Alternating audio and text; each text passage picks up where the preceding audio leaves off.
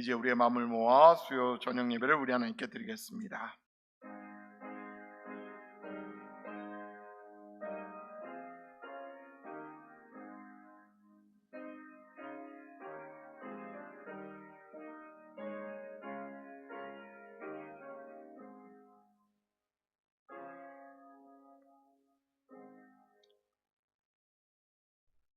세계가 다 내게 속하였나니 너희가 내 말을 잘 듣고 내 언약을 지키면 너희가 제사장 나라가 되며 거룩한 하나님의 백성이 되리라. 아멘. 은혜로우신 하나님, 모든 민족 가운데 우리를 택하셔서 하나님의 소유 삼아주시고 또 제사장 나라로 이끌어 주신 것 감사합니다. 거룩한 백성으로서 우리의 맡겨진 바 본분을 다할 수 있는 믿음의 사람들 되게 하여 주옵소서. 이 저녁에 머리 숙인 믿음의 권속들 삶의 자리자리마다 함께하여 주셔서 그 삶이 더욱더 온전하게 되며 거룩하게 되며 하나님의 영광 나타내게 부족함 없도록 인도하여 주시옵소서. 감사드리며 예수님 이름으로 기도드리옵나이다. 아멘. 다 함께 찬송가 195장 함께 부르시겠습니다.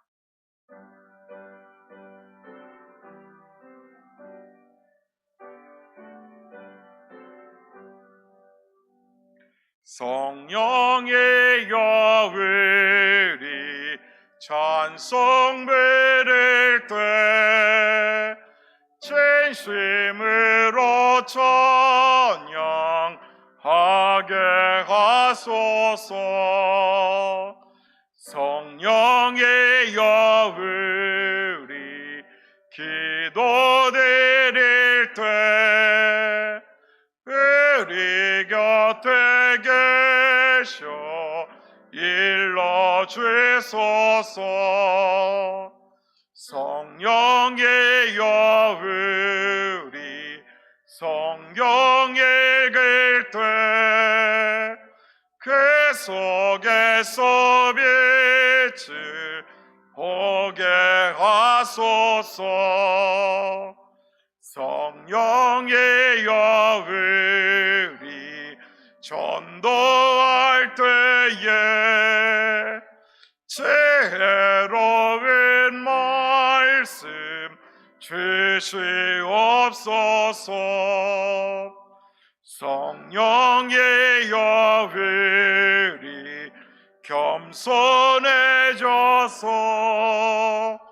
우리 주와 같이 되게 하소서. 아멘. 다 함께 기도하실 때에 박은주 권사님께서 기도 인도해 주시겠습니다. 기도드리겠습니다. 사랑하는 하나님, 사랑과 감사와 영광 올려드립니다. 저희도 다 알지 못하는 저희의 마음과 생각들까지도 다 꿰뚫어 보시고 진리로서 저희 가운데 늘 답을 주시며 인도해 주심에 감사드립니다. 하나님, 우리가 자기를 알고 살아간다 하지만 막상 자신의 문제도 자신의 감정도 우리의 태도나 생활도 객관적으로 보지 못할 때가 많습니다. 하나님께서는 그 말씀에 빗대어서 우리가 깨달을 수 있도록 가르쳐 주시니 우리가 진리로서 깨어 듣게 하여 주시고 깨닫도록 인도하여 주시옵소서. 우리의 생각이 굳어지지 않길 간구드리며 하나님의 귀한 때를 우리가 축복으로 받아 얻고 누리고 있사온데 그것을 잊어버리고 가까이 계신 하나님을 찾지 않는다면 우리가 그 가치를 누리지 못하고 살아가게 되오니 우리가 하나님 말씀을 들을 때 깨달을 수 있도록 간절한 마음으로 우리의 심령에 불을 붙일 수 있도록 역사하여 주시옵소서. 오늘도 귀한 말씀을 주심에 감사드립니다. 전해주시는 말씀의 가치를 잊지 않고 귀하게 받게 하여 주시고 그 말씀을 진실로 행할 수 있도록 인도하여 주시옵소서. 예배 처음부터 나중까지 감사함과 사랑으로 드리는 예배가 되기를 원합니다. 사랑하는 예수님의 이름으로 기도드립니다. 아멘.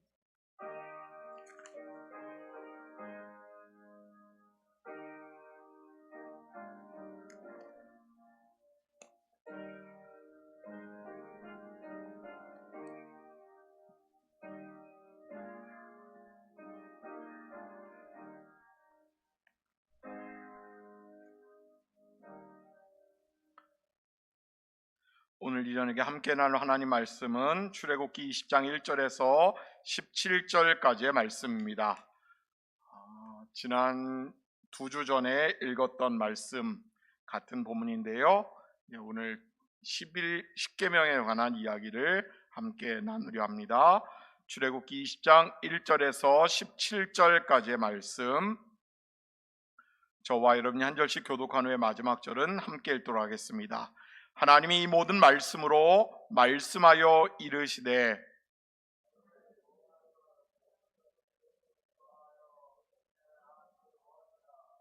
너는 나 외에는 다른 신들을 내게 두지 말라.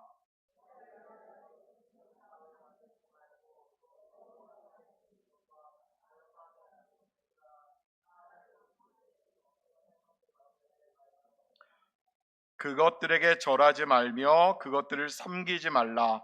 나 내 하나님 여호와는 질투하는 하나님인즉 나를 미워하는 자의 죄를 갚되 아버지로부터 아들에게로 3, 4대까지 이르게 하거니와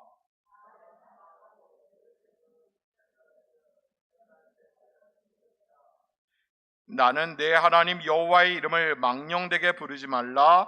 여호와는 그의 이름을 망령되게 부르는 자를 죄 없다 하지 아니하리라. 엿새 동안은 힘써 내 모든 일을 행할 것이나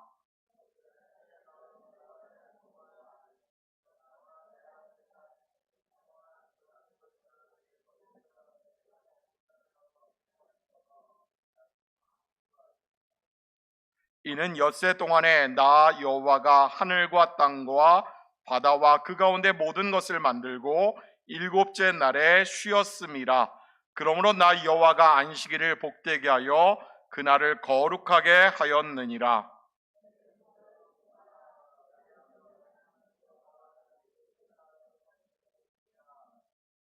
살인하지 말라. 도둑질하지 말라.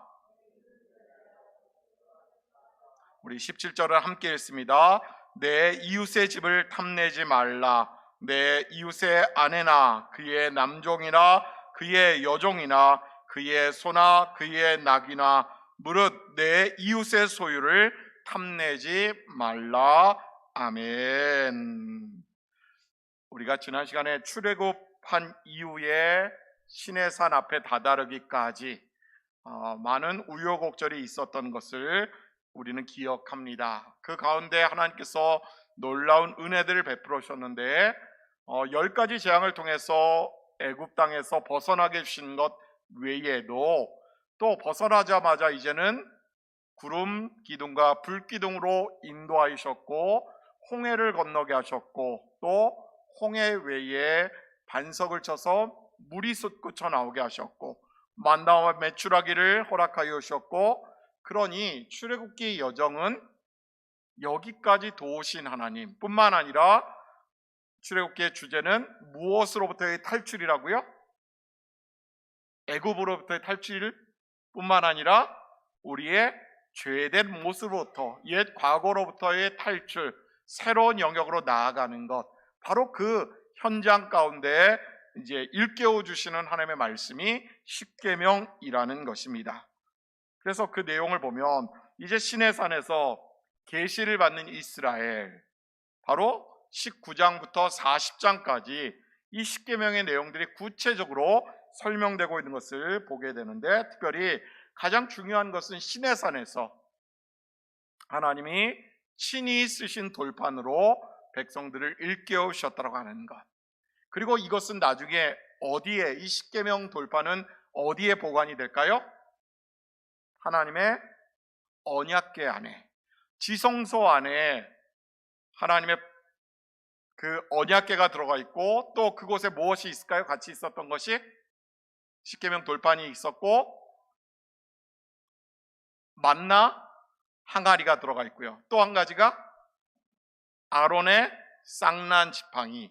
결국 그 세 가지 내용들이 무엇이냐, 그것을 의미하는 것이 무엇이냐, 바로 오늘 우리들에게 일깨워 주시는 것이죠. 만나 항아리는 뭘까요? 너희들의 먹을 것, 너희들의 삶 내가 이끌어 간다. 너희에게 필요한 것을 내가 채워준다라는 것이고요. 또 필요할 때 아론의 쌍난 지팡이는요. 아론의 쌍난 지팡이가 의미하는 게 뭘까요? 쌍난 지팡이, 지팡이로 쓰는 나무가 살아있습니까? 죽었습니까? 살아있어요? 지팡이로 쓰는 나무가 살아있습니까? 죽은 거잖아요. 뿌리로부터 끊어졌잖아요. 그런데 그 지팡이에서 뭐가 나요? 싹이 나요. 그 싹난 것, 그것이 싹이 났다라고 하는 것은 생명이 있다라는 거지요. 말은 지팡이 같은 우리 인생, 죄로 인해 죽었던 우리 인생 가운데 하나님께서 함께 해주시면 어떠한 역사가 일어난다고요? 살아나는 역사, 생명의 역사가 그 가운데 나타난다는 겁니다. 뿐만 아니라 그러한 삶을 우리에게 주신 것뿐만 아니라 생명을 이어가게 하시는 그 삶 가운데 어떤 규칙을 지키라라고 주신 것이 십계명 돌판인 거죠. 바로 그것이 하나님의 성막 가운데 담겨져 있는 것입니다. 내용을 조금씩 이제 더 살펴보도록 하겠습니다. 우리 A를 함께 읽어볼까요? 시작. 하나님께서 자신을 이스라엘의 구원자로 나타내시며 이스라엘을 자신의 소유와 제사장 나라와 거룩한 백성으로 삼기 위해 그들을 성결하게 준비시키시며 시내산에 강림하신다. 그래서 시내산에 나아가기 전에 백성들이 했던 것 두 가지가 있습니다. 어떤 것을 했을까요? 하나님 앞에 나아가기 위해서 무엇을 했어요? 두 가지를 했던 것이 무엇이냐? 지금까지 영적인 음행을 버리기 위해서 죄로 얼룩진 무엇을 빨았을까요? 옷을 빨았습니다. 시내산에 나아가기 전에. 그리고 또 한 가지, 가정 안에서의 부부 생활을 잠시 멈추게 하셨습니다.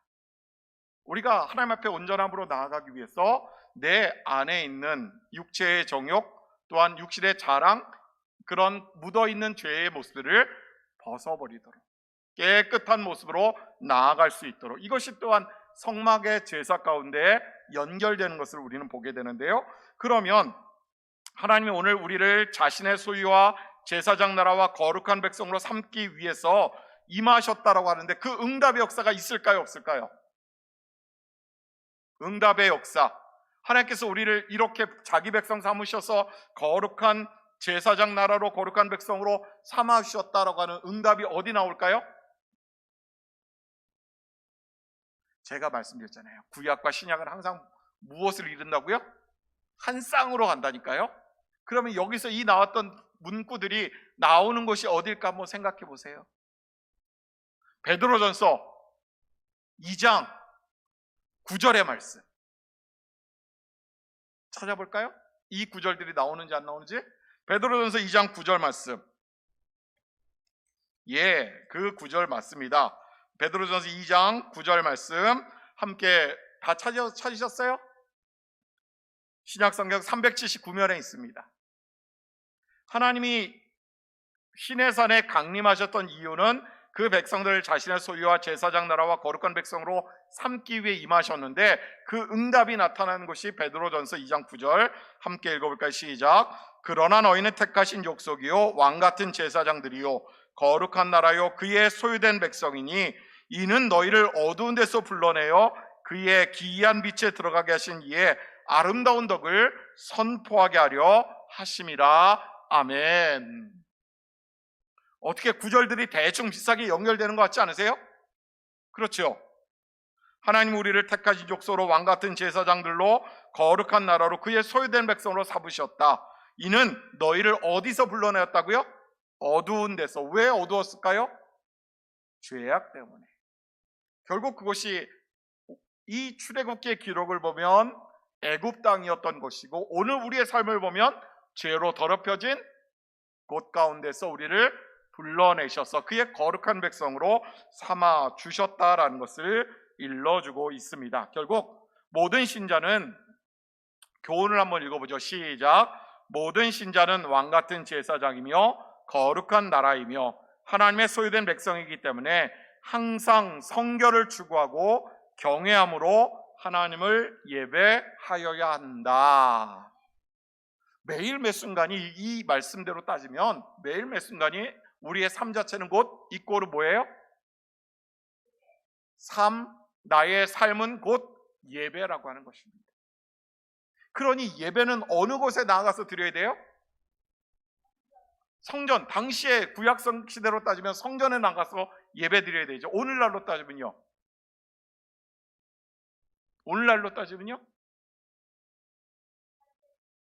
내 삶 가운데 있는 그곳이 바로 성전이에요. 왜? 고린도전서 3장 16절이 너희 안에 성령이 계하시는 것과 너희가 하나님의 성전인 것을 알지 못하느냐라고 일깨우시잖아요. 결국 내 안에 하나님이 임재하심의 역사가 나타나고 내 삶 자체가 곧 누구 앞에서 드리는 예배예요? 하나님 앞에서 드리는 예배가 된다는 겁니다. 바라기는 우리들 모두의 삶이 곧 하나님을 향하여 드리는 온전한 예배가 되기를 간절히 소망합니다. 내 삶의 터전 가운데 땀 흘려 애써 수고하는 모든 것이 바로 하나님 앞에서의 무엇이라고요? 예배라는 겁니다. 두 번째로요, 하나님께서 모세에게 모든 율법의 초석이 되는 무엇을 주세요? 십계명을 주십니다. 우리가 알고 있죠. 십계명 1부터 네 번째 계명까지는 뭘까요? 예? 하나님을 향한 대신계명, 하나님을 향한 계명이고요. 다섯 번째에서부터 10번째까지는요 대인계명, 사람으로서 이웃과, 그러니까 1번부터 4번까지의 계명은 위로 하나님을 향한 계명이고요, 5번부터 10번까지는 좌우로 이웃과에 관련된 계명입니다. 그런데 여러분, 카톨릭에서의 십계명을 보신 적 있으세요? 카톨릭 십계명 보신 적 있으세요? 카톨릭은요 1번부터 3번까지가 하나님을 향한 계명이고요, 4번부터 10번까지는 사람을 향한 계명인데요. 왜 그러느냐? 우리가 카톨릭을 혹 이런 부분이 잘못됐다라고 하는 것들이 있죠. 어떤 부분에 대해서 카톨릭이 잘못됐다라고 얘기를 하죠? 뭐 그분들 제사 지내고 그런 것들 하는 거, 예, 그런 연장선에서, 예, 마리아 상 숭배하잖아요, 그렇죠? 예, 우리 분명히 하나님을 그 형상을 본다 아무것도 만들지 말라고 했는데, 그런데 그것을 교묘하게 이 사람들이 카톨릭에서 피해가게 만들었습니다. 권사님, 제가 드린 것, 이게 개신교의 십계명과 카톨릭의 십계명입니다. 개신교의 십계명 2번은 뭐죠? 함께 읽어볼까요? 시작. 어떤 우상도 만들지 말며 절하지 말라. 그런데 이 계명이 카톨릭에서의 천주교의 계명 가운데 있나요, 없나요? 어디 있어요? 어디 있어요? 없잖아요. 그렇죠? 그러면 개신교에서의 세 번째, 여호와의 이름을 망령되이 부르지 말라가 카톨릭에서 몇 번째예요? 두 번째에 나오죠. 그리고 하나씩 하나씩 연결되다 보니까 십계명인데 왜 9개밖에 안 될까라고 해서 카톨릭에서 머리를 짜냈습니다. 어떻게 짜냈느냐? 여러분 보세요. 개신교의 10번째 계명을 카톨릭에서는 9번과 10번으로 나눠놨어요. 그렇지 않은가요? 봐봐요. 보세요. 9번. 카톨릭의 9번은 내 남의 아내를 탐내지 말라. 10번은요. 남의 재물을 탐내지 말라. 이 두 가지로 나눠놓은 거예요. 왜 카톨릭에 제가 필리핀에 가서 1년간 있었잖아요. 1년간 있었는데 집집마다 필리핀이나 동남아시아 쪽에 보면 집집마다 그 집안의 토속신앙을 담고 있는 작은 인형 같은 것들이 갖고 있는 경우가 많습니다. 원래 초창기에는 카톨릭에서도 이 계명들을 지켜나가려고 노력을 하다가 이제 여러 토착화라고 하는 과정 속에서 그 나라의 포교 전도 활동을 해야 되잖아요. 그런데 집집마다 그런 어떤 문양이라든지 이런 인형이라든지 이런 것들을 갖고 있는 걸 보니까 어떻게 해야 돼요? 그것을 이건 잘못된 겁니다라고 과감하게 잘라내야 될까요? 그럼 전도가 안 되잖아요. 그래서 인정해 준 거예요. 타협한 거예요. 그래서 몇 번째 계명을 없앤 거예요? 개신교의 두 번째 계명을 없애버린 겁니다. 그 나라의 토속 신앙을 인정해 주려고. 그러다 보니까 10계명은 맞춰야 되겠으니 형식적으로 10번째 계명을 9개와 10번째 계명으로 분리시켜 놓은 거죠. 여러분 오늘 아주 비교 종교학을 배우셨어요? 예? 그렇죠? 카톨릭의 10계명이 무엇이 문제인가를 여러분 분명히 이제 배우신 거예요. 카톨릭의 그러면 10계명에 뭐가 문제죠? 뭐가 문제? 지금 말씀드렸잖아요. 분명히 하나님은 어떠한 형상이라도 만들지 말며 섬기지 말라고 하셨는데 카톨릭에서는 그것을 피하기 위해서 10계명을 변형시킨 거죠. 임의대로. 그러면 왜 하나님은 우리에게 10계명을 주셨을까? 이거는 교재에 나오지 않는데요. 여러분 한번 메모를 해보시죠. 10계명을 주신 이유 첫 번째, 하나님 자신의 성품을 드러내시기 위해서 우리에게 주셨습니다. 하나님의 성품은 뭘까요? 하나님의 성품, 물론 다양한 성품들이 있지만 이제 슬슬 또 질문을 드려봐도 될 것 같아요. 하나님의 성품, 여러분들이 알고 계신 하나님의 성품이 어떤 것이 있으세요? 인자하심, 자비하심, 거룩하심, 오래 참으심, 공의로우심, 이 모든 것들을 담고 있는 것이 엑기스가 농축된 것이 무엇이냐? 10계명입니다. 그러니 10계명은 곧 하나님의 성품을 우리에게 일러주시는 도구가 되는 거죠. 두 번째, 왜 우리에게 10계명을 주셨을까? 하나님에 대한 우리의 책임을 깨닫게 하시기 위해서. 우리가 죄의 종되었던, 죄의 노예가 되었던 인생으로서 죄로부터 탈출해서 하나님 백성으로 살아가기 위해서는 어떠한 은혜가 있어야 되느냐? 우리가 하나님을 섬겨야 한다라고 하는, 하나님만을 섬겨야 한다라는 그러한 책임, 믿는 자의 책임, 빚진 자의 모습을 우리에게 깨우쳐 주시기 위해서 10계명을 주셨습니다. 세 번째, 민족과 자녀들의 번영 그리고 장수를 보장하시기 위해서. 무엇하면 이 땅 가운데 우리가 장수할 수 있대요? 10계명 지키는데 특별히 10계명의 몇 번째 계명을 지키면 너에게 장수의 복이 임할 거래요? 다섯 번째 계명이 뭐죠? 내 부모를 공경하라. 우리가 이 땅 가운데 장수할 수 있는 비결, 또 우리가 이 땅 가운데 잘 되는 하나님을 섬기는 자로서의 기본적인 자세, 모습들을 일깨워 주시느라 10계명을 주셨습니다. 그리고 또 10계명을 왜 주셨느냐? 무엇이 우리가 해야 할 일인지를 일깨워 주시기 위해서. 그리고 또 어떤 걸 일깨워 주시기 위함이냐? 죄가 무엇이며 왜 우리가 하나님 앞에서 죄인인지를 드러내 주시기 위해서, 이것도 깨우쳐 주시기 위해서 10계명을 주시는 거죠. 그리고 또 한 가지요. 왜 우리에게 10계명을 주셨으냐? 우리를 누구에게로 인도하기 위해서요? 예수 그리스도에게로 인도하기 위해서. 그리고 마지막으로 10계명 주신 이유, 하나님의 말씀, 하나님의 율법을 잘 지켰을 때, 그 계명들을 따라 살아갈 때에 우리에게 임하는 건 뭘까요? 하늘의 복이 임하겠지. 하나님의 기쁨이 되는 인생들에게, 하나님의 마음을 흡족하게 하는 인생들에게 주시는 그러한 은혜, 복을 누리게 하시기 위해서 우리에게 10계명이라고 하는 너무나도 중요한 엑기스 중에 엑기스를 우리에게 보여주신 겁니다. 그러면 이것을 통해서 우리가 깨우쳐야 되는 것, 우리는 하나님께서 한 분이심을, 유일신이라는 것을 깨달아야 합니다. 뿐만 아니라 두 번째, 우리 같이 읽어볼까요? 시작. 우리는 하나님 외에는 어느 누구 어떤 것도 예배하거나 섬기는 것을 거부해야 합니다. 바로 개신교의 두 번째 그 조항을, 10계명 조항을 카톨릭에서 이것을 빼버리는 겁니다. 우리의 예배 대상은 누구라고요? 오직 여호와 하나님 한 분이라고 하는 것. 그래서 기도할 때도 여러 가지 기도의 방법들이 물론 있겠으나 5가지 기도의 제목, 우리 방법이 있잖아요. 첫 번째 뭐죠? 하나님 부르잖아요, 그렇죠? 두 번째는요, 감사합니다. 세 번째는요, 용서해 주세요. 네 번째는요, 간구, 소망을 얘기하고, 다섯 번째는요, 예수님 이름으로. 이 기도 순서에 맞춰서 우리가 기도하면 하나님 가장 기뻐하시는 기도의 모습이 된다라는 거 하는 거.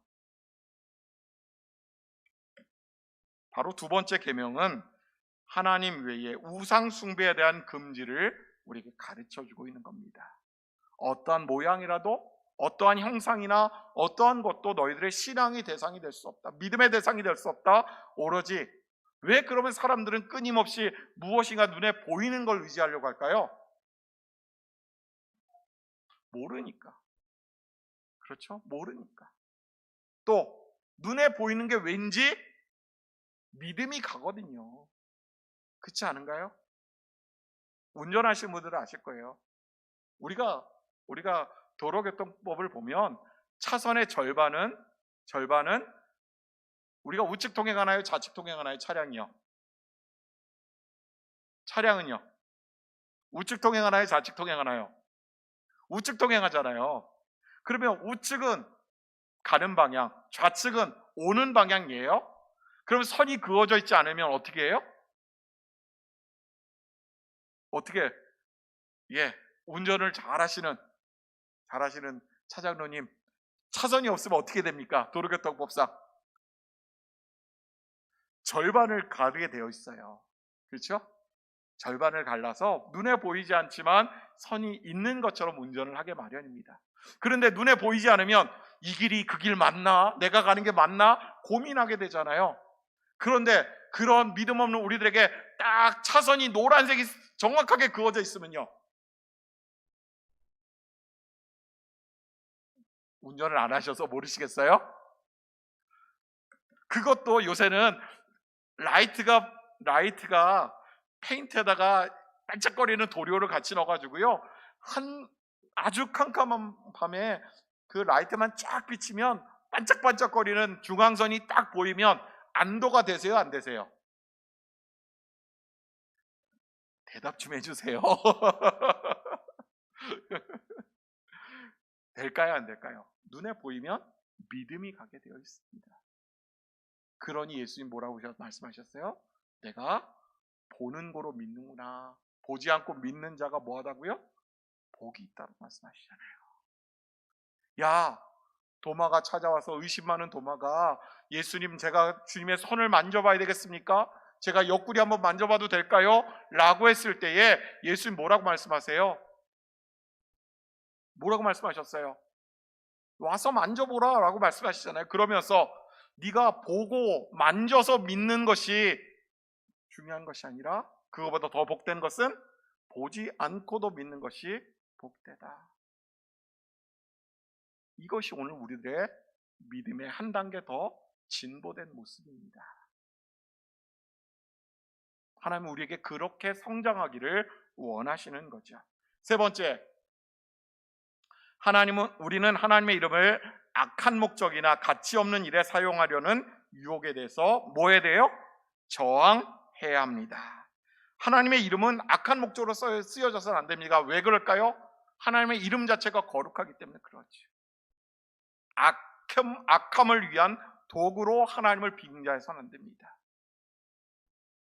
네 번째, 우리는 일주일에 며칠은요, 하루는 일을 하지 않음으로써 하나님의 임재, 우선순위, 그리고 권능을 기억해야 한다. 물론 시대적인 상황에 따라서 나라의 국가기관 산업들은 24시간 또 365일 돌아가야 되잖아요. 그렇죠? 병원, 하나님 섬기기 위해서 주일은 쉽니다. 대학병원이 다 그렇게 돼버리면 어떻게 될까요? 응급실이 주일이기 때문에 문 닫습니다. 그래버리면요, 우리 의료 분쟁 때문에 힘든 때를 그런 고민을 하잖아요. 혹 그렇지 않아도 의사가 부족한데 힘들 때 아프면 어쩌나. 그렇죠? 그런데 이것을 정말로 계산을 해보니까 일주일에 몇 시간을 쉬는 것, 며칠을 쉬는 것이 가장 생산성이 높은가 따져보았더니 하루를 쉬는 것이 가장 생산성이 높대요. 요새는 근데 주 며칠 근무해요? 주 5일 근무하고 있지. 이제는 주 4.5일 근무한다고 시대는 이제 또 이야기할 겁니다. 그렇죠? 왜 그러면 점점 더 쉬는 날이 많아지는데 우리에게 유익한 걸까요? 나쁜 걸까요? 왜 나쁠까요? 쉬면 좋잖아요. 우리가 짧은 시간 집중해서 일하고 효율을 높이고 그 다음에 마음껏 쉬면 좋잖아요. 네, 세상은 왜 우리를 그렇게 점점 더 그런 방향으로 몰아갈까? 그것을 통해서 하나님과 관계를 멀게 만들어 놓는 거지. 그리고 이제 나머지 조항들은 결국 1번부터 4번까지 계명은 뭐예요? 하나님을 향한, 하나님을 어떻게 온전히 섬기느냐, 이거에 관한 내용이었고요. 5번째, 우리는 부모를 뭐 해야 된다요? 뭐 해야 된다고요? 공경해야 됩니다. 여기서 부모님 공경하기를 저는 이만큼 했습니다. 자랑하실 만한 분 있으세요? 저는 자랑스럽게 손 못 듭니다. 예, 저는 자랑스럽게 손을 못 듭니다. 여러분들 중에 계세요? 부모님 섬기는 것은 아마 끝이 없을 거예요. 근데 우리 교회는 참으로 그래도 감사한 건 효자, 효부들이 많으신 것 같아요. 그렇죠? 이쯤 되면 아멘 하셔야 되는데. 그리고 5번째, 부모님 공경하는 것 외에 다른 사람의 무엇을 빼앗지 말아야 돼요? 생명을 빼앗아서는 안 됩니다. 생명 하나하나가 귀한다고 하는 것, 이것 또한 기억해야 되고요. 생명의 존엄성을 우리가 알고 있어야 됩니다. 똑같은 이 사람의 생명이 똑같을까요? 아니면 가치가 다를까요? 다르지 않지요. 똑같죠. 어느 하나 소중하지 않은 생명이 있겠습니까? 더군다나 소중한 이유가 있겠죠. 왜 소중할까요? 한 사람 한 사람의 생명이 소중한 이유, 그 한 사람 한 사람이 다 하나님의 작품이잖아요. 그리고 또 한 가지, 7번째, 우리는 다른 사람의 무엇을 빼앗지 말아야 돼요? 가정을 빼앗아서는 안 됩니다. 하나님이 만드신 두 개의 기관이 있습니다. 직접 창조하신 기관, 무엇과 무엇일까요? 네? 가정과 교회. 가정은 구약시대 하나님이 만드셨고요, 처음에 천지창조 때에 아담과 하와를 붙여주시면서 가정을 만들어 주셨죠. 그리고 예수님이 신약시대에 교회를 만드셨습니다. 물론 그 교회의 모형은 예전 구약시대의 성막과 비견될 수 있습니다. 그리고 그 성막은 곧 예수 그리스도의 몸을 상징하고 의미합니다. 이제 요 이후에 이제 성막에 대해서 잠깐 좀 공부할 텐데요, 그때 좀 더 자세하게 말씀드리겠습니다. 8번째, 우리는 다른 사람의 무엇을 빼앗지 말아야 돼요? 재산 소유를 빼앗아서는 안 됩니다. 재산에 대한, 우리들 각자 재산을 갖는 것 잘못된 걸까요? 맞는 걸까요? 가장 이론적으로 따지면 모든 사람의 재산은 국유화해서 동등하게 권리를 누릴 수 있도록 하는 게 이론적으로 맞는 것 같습니다. 그렇죠? 그게 공산주의잖아요. 그런데 오랜 세월이 지나서 그 공산주의가 잘못됐다라고 하는, 잘못된 것이라는 것을 우리는 알고 있죠. 역사가 가르쳐주고 있습니다. 이론적으로 머릿속에서는 그것이 맞는지 모르겠으나 각자의 삶의 존중뿐만 아니라 재산에 대한 보호, 존중하는 것, 이것 또한 하나님께서 우리에게 지키라 말씀하셨다라고 하는 것 잊어서는 안 될 것 같고요. 9번째, 우리는 이웃에 대해서 무엇하지 말아야 될까요? 거짓 증거하지 말아야 됩니다. 개인의 명예를 보호하는 내용입니다. 마지막 10번째, 우리는 다른 사람에게 속한 것을 탐내지 말아야 된다. 탐심은 우상숭배다라고 얘기를 합니다. 탐심은 곧 죄악입니다. 왜냐하면 우리가 탐심을 갖고 있는 그때로부터 죄가 우리를 주장하기 시작하기 때문에 그러한 거지. 그런 내용들이 바로 십계명 10가지, 하나님께서 이것만은 지키라, 그 중에 엑기스 중에 엑기스를 우리에게 가르쳐 주신 건데요, 결국 그 뒷부분에 중간에 좀 넘어와서 10페이지 맨 밑에 하단부의 교훈 부분을 보면 여러 가지 규례에 대한 내용들이 나오는데요. 네, 이 부분. 이 맨 밑에 교훈, 하나님의 백성은 함께 읽어보죠. 시작.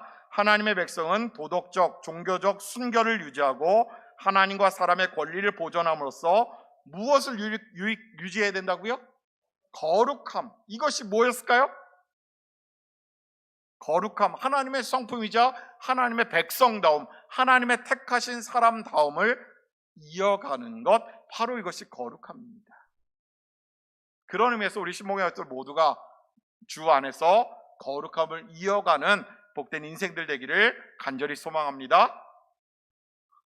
하나님의 거룩함을 이어가는 그 모임 가운데 하나님 함께 하실까요? 함께 하지 않으실까요? 함께 하시겠지요. 그리고 이어서 하나님은 율법은 구원의 수단, 우리가 율법을 지킴으로 구원받을 수 있을까요? 율법만 지킴으로 구원받을 수 없습니다. 율법은 그럼 뭘까요? 율법은 다음과 같은 목적을 위해서 우리에게 주셨대요. 첫 번째, 율법의 목적, 하나님의 거룩하심을 계시한다. 하나님의 거룩하심을 우리에게 보여주는 것. 하나님의 거룩하심이 이러하니 중요한 것은 너희도 뭐 하라고요? 거룩하라. 이것이 하나님의 백성다움이다. 일깨워주는 거고요. 두 번째, 우리의 죄와 불의함을 드러내 보여주는 겁니다. 십계명만 하더라도 십계명에 비춰봤을 때 나는 죄가 하나도 없습니다라고 자신 있게 손드실 분 있으세요? 있을까요? 없을 거예요. 우린 다 죄인입니다. 아니 10가지밖에 안 되는 그것마저도 우리는 죄라고, 죄인이라는 것을 우리가 알게 되는데, 구약에 나와 있는 613가지의 율법뿐만 아니라 예수 그리스도 앞에 섰을 때에 우리가 나는 의롭습니다라고 자랑스럽게 말할 수 있는 사람은 아무도 없다라는 거지. 그러니 우리에게 필요한 것이 무엇이에요? 예수 그리스도의 구원의 은혜인 겁니다. 우리를 새롭게 해주시고 날마다 우리를 거듭나게 해주시는 그 영생의 은혜, 중생의 은혜를 우리는 누려야 되는 것이고요. 세 번째, 이것을 통해서 하나님과의 올바른 관계를 만들어 가야 됩니다. 어떻게 하나님과의 관계를 만들어 가야 될까 고민하는 이들에게 우리가 딱 정확하게 제시해 줄 수 있는 것, 십계명을 지키라라고 얘기하면 됩니다. 그리고 그 십계명을, 구약의 613가지가 되는 계명들을 예수님은 두 가지로 요약해 주셨죠. 두 가지 뭘까요? 하나님을 사랑하고 이웃을 내 몸과 같이 사랑하라. 이 두 가지 계명으로 묶어 주셨어요. 생각해 보세요. 1번부터 4번까지의 계명은 위로 하나님과의 관계라고 말씀드렸죠. 그것을 예수님은 뭘로 딱 만드셨어요? 하나로 하나님을 사랑하라. 5번째에서 10번째 6개의 계명을 하나님은 뭘로 만드신 거예요? 하나로 만드셨잖아요. 또 이웃을 내 몸같이 사랑하라. 그 10가지의 계명들을 두 가지로 줄여주시는 거지. 그리고 마지막, 하나님의 의에 대한 인간의 필요를 지적하는 것. 그러면서 또 모세에게 시내산에서 또 한 가지 명령을 하나님 주시는데요. 그것이 무엇이냐? 성막을 지으라는 명령을 주십니다. 권사님, 제가 따로 보내드린 거, 저게 성막의 외부 모습입니다. 그것을 설명해 드리면서 저 화살표가 있는 곳, 저곳이 어느 쪽 방향일까요? 1번 동쪽, 2번 서쪽, 3번 남쪽, 4번 북쪽. 예? 동쪽일까요? 동쪽 한번 손 들어 보시죠. 그럼 서쪽, 남쪽. 아니, 의견들이 없으세요? 힌트를 드리면 예루살렘에 황금 사원이 있는 그 방향이 어느 쪽이냐? 동쪽입니다. 바로 동쪽은 메시아가 임하시는 방향이라고 알려져 있고요. 구약의 성막의 문이 있는 유일한 한 곳, 동쪽입니다. 왜 그러면 하나만 문을 만들었을까요? 우리 구원의 문제는 오직 누구만을 통해서 해결할 수 있다고요? 예수 그리스도 한 분만을 통해서 해결할 수 있기 때문에 오늘의 예배가 오늘의 예배, 특별히 예배의 순서라든지 이런 것들 또한 이 안에 담겨져 있습니다. 성막의 모양 가운데. 그리고 오늘 우리들의 예배 관련해서 말씀을 드리려고 하는데요. 예수님이 말씀하시지요. 어떤 걸 말씀하시냐? 너희가 제사 지내러 가다가 형제와 불화한 것이 있으면 먼저 뭐 하라고요? 화해한 다음에 그 다음에 예배 들어오라고 했어요. 그렇죠? 그래서 사실은 형제와 화해하는 거, 오늘날의 예배 따지면 성도의 교제, 우리가 위에 있는 자들로 주 안에서 연합하고 하나된 형제자매의 모습으로 하나님 앞에 나아가기 위해서 우리는 좌우편의 이웃들과 인사를 나누는 겁니다. 그렇죠? 주님의 사랑과 은혜로 충만하실 바랍니다. 이 짧은 멘트 안에 성도의 교제, 또 성도를 향한 축복, 그리고 혹 불화한 것이 있었다고 한다면 그 마음의 벽을 무너뜨리기 위한 교제가 담겨져 있지. 그래서 5월부터는 우리 이제 간단하게 설명드리면 전사님께서 예배 전 10분, 15분 전쯤 앞에 나오셔서 찬양하면서 예배 가운데 기름 부으심을 위해서 기도할 거고요. 그 다음에 교회 소식, 성도의 교제를 먼저 말씀해 주실 거예요. 그러면서 화해할 수 있도록 또 주 안에 나아가기 위한 마음의 준비를 하기 위한 그런 과정들을 이제 시작을 할 겁니다. 그리고 난 다음에 이제 문으로 들어가지요. 아까 성막 그림을 다시 한번 보여주시겠습니까? 들어가고 난 다음에 저 기둥이 몇 개가 되느냐? 저 기둥은 조각목으로 된 기둥입니다. 총 몇 개일까요? 60개입니다. 60개가 사방으로 펼쳐져 있고요. 그리고 전체 길이는 몇 미터일까요? 길이는 100규빗, 45미터. 이 규빗이라고 하는 건 여기 이 가운데 손가락 끝에서부터 팔꿈치까지를 의미합니다. 한 규빗이 보통 평균적으로 45cm 전후라고 얘기를 합니다. 그래서 100규빗 45m이고요. 폭은 몇 미터일까요? 50규빗 22.5m입니다. 제가 평수로는 계산을 안 해봤습니다. 그렇게 해야 빨리 다가오실 텐데 죄송합니다. 다음에 제가 평수 계산을 해서 알려드리도록 하겠습니다. 그런 중요한 것은 그렇게 크지 않습니다. 성막은 딱 들어가면 무엇이 여러분 보이세요? 저 그림 속에서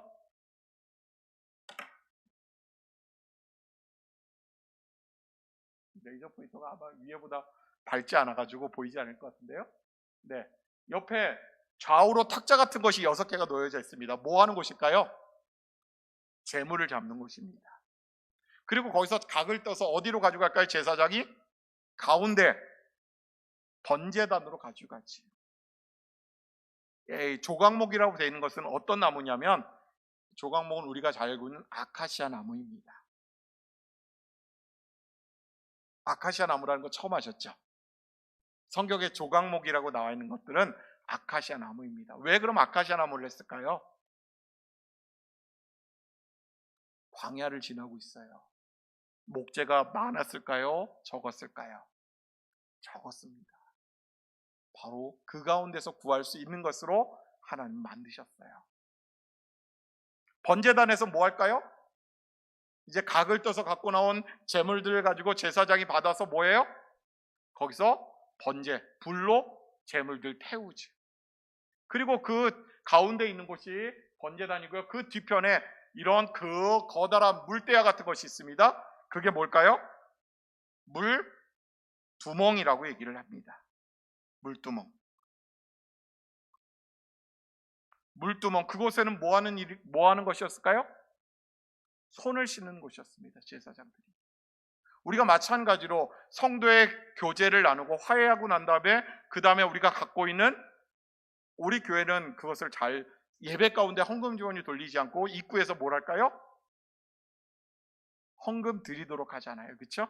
헌금 드리는 것. 내가 예전에는 속전으로서 죄를 속하기 위한 도구로서 예물을 드렸지만 오늘 우리의 마음의 중심을, 마음의 제물을 드리는 것, 예물을 드리는 거죠. 그리고 난 다음에 예배당 안으로 들어가는 겁니다. 예배당 안으로 들어가기 전에 뭘 하는 거예요? 손과 발을 씻는 것, 우리의 죄된 모습을 털어버리는 거죠. 그것이 예배 가운데, 오늘 우리들의 예배 가운데 어떤 순서일까요? 참회의 기도가 있잖아요. 그리고 목회자가 사죄의 선언을 선포하죠. 우리가 죄 가운데 일주일간 살았지만 하나님 앞에 나아가기 위해서 우리의 죄된 모습을 고백합니다. 그때의 말씀 가운데 하나님께서 용서하시고 회복시켜 주시는 은혜가 임하는 겁니다. 그리고 이제 그러면 겉에서의 모든 내용들이 끝났으니 이제 안으로 들어가야 되겠죠? 성막 안의 모습입니다. 성막 안에 한쪽에 널찍한 테이블 같은 것이 있고 거기에 이렇게 떡 같은 것들이 놓여져 있는데 그게 뭘까요? 진설병상입니다. 진설병상. 말씀의 떡이신 생명의 양식 되신 예수 그리스도. 우리가 먹을 것이 없으면 육체적인 배고픔을 느끼잖아요. 그렇죠? 매일 저는 사실 11시 반쯤 되면 심한 고문을 경험합니다. 왜 고문을 경험하는 것 같아요? 바로 옆에가 뭐예요? 주방이잖아요. 음식 냄새가 들어올까요? 안 들어올까요? 아주 맛있는 냄새가, 특히 기름을 튀기는 날은 아주 인간적인 유혹이 빨리 달려가고 싶어요. 그런 삶에 우리들의 배고픔을 해결해 줄 수 있는 양식, 생명의 떡이신 생명의 양식 되신 예수 그리스도를 의미하죠. 옆에는 그 반대편에는 뭐가 있을까요? 7 촛대가 있죠. 7 촛대의 불은 항상 켜두었을까요? 제사장이 제사 지낼 때만 켜두었을까요? 항상. 그것을 위해서 무엇을 항상 그 촛대 안에 채워넣으라고 말씀하시죠? 향유를 채우라 라고 말씀하시죠. 그래서 그 촛대의 불이 꺼지지 않게 하라. 이것은 무엇을 의미하느냐? 생명의 세상의 빛 대신 예수 그리스도. 그러면서 오늘 우리들에게 너희가 세상의 빛이요 너희가 세상의 소금이다라고 말씀하시잖아요. 그리고 너희를, 세상에 비친 너희들을 저 구석에 놔두는 것이 아니라 어디 위에 둔다고요? 등경 위에 올려둔다라고 말씀합니다. 왜? 더 많은 이들에게 빛을 비추게 하기 위해서. 그리고 그 가운데 있는 곳이 바로 향단입니다. 제물은 바깥에서 태우고 안에는 향을 불사르게 되어 있습니다. 그리고 그 가운데 천막 같은 것이 가운데 쫙 쳐져 있는데 이것이 뭘까요? 성막 안의 휘장이지요. 그리고 그 안에는 지성소라고 불립니다. 이 휘장은 하나님과 인간의 관계를 갈라놓은 구분짓는 선이었습니다. 왜? 구약시대에 우리가 하나님을 직접 만나는 순간 어떻게 된다고 구약 성경은 얘기하고 있어요? 죄된 존재들이 하나님을 만난 순간 죽는다라고 되어 있습니다. 그래서 성소 가운데 예배하는 그 성전 가운데서 이사야 선지자가 하나님을 딱 대면하여 만났을 때 첫 이야기가 뭐였어요? 화로다, 나로 죽게 되었다라고 얘기합니다. 죄된 우리가 하나님을 만나는 그 순간 우리의 연약함 때문에 우리는 죽을 수밖에 없는 존재라는 거죠. 그런데 저 휘장이 찢어진 사건이 언제 벌어졌죠? 예수님이 십자가에서 죽으실 때 예수 그리스도로 인하여서 하나님과 인간을 구분지었던 구분선이 사라져버린 거죠. 그리고 그 예수 그리스도를 믿는 이들 누구나 어디로 들어갈 수 있는 거예요? 하나님의 임재가 있는 지성소 안으로 들어가게 되는 겁니다. 그리고 우리들 모두가 이제는 아빠 아버지라 하나님을 부르게 되었다는 것이죠.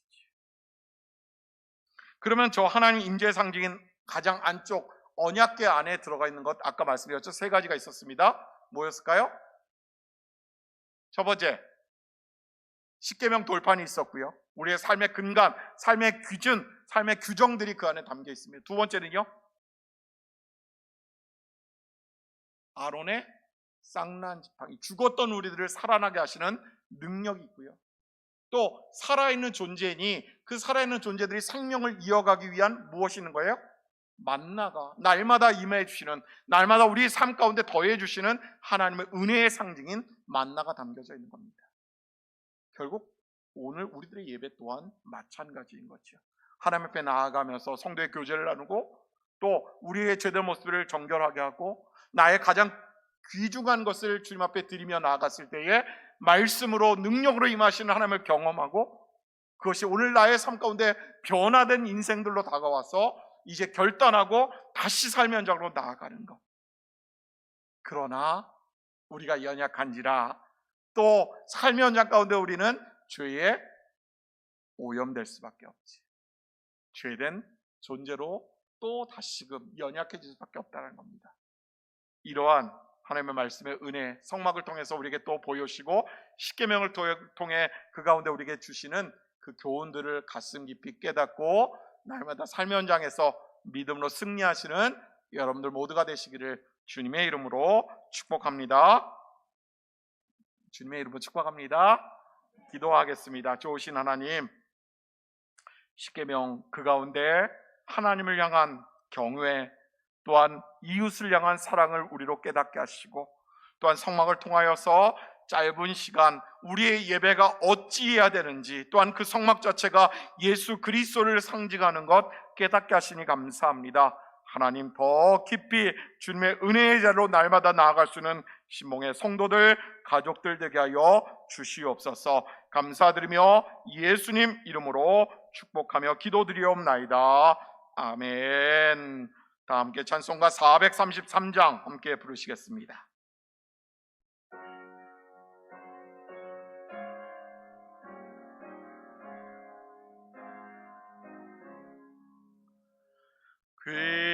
귀하신 주여 날 붙드사 주께로 날마다 더 가까이 저 하늘나라 나 올라가 그 주의 품 안에 늘 안기어 영생의 복 받기 원합니다. 봉헌할 물건 나 없어도 날마다 주께로 더 가까이 내 죄를 주께 다 고하니 주님의 보혈로 날 씻으사 눈보다도 이게 하옵소서. 이 낙한 마귀 날 꾀어도 주 예수 앞으로 더 가까이 이 세상 속한 그 어영심 또 주한 생각을 다 버리니 정결한 마음 내게 늘 주소서. 이 세상 내가 살 동안에 주께로 날마다 더 가까이 저 배는 천국 나 올라가 그 넘는 복락을 나왔도록 풍성한 은혜를 주옵소서. 아멘.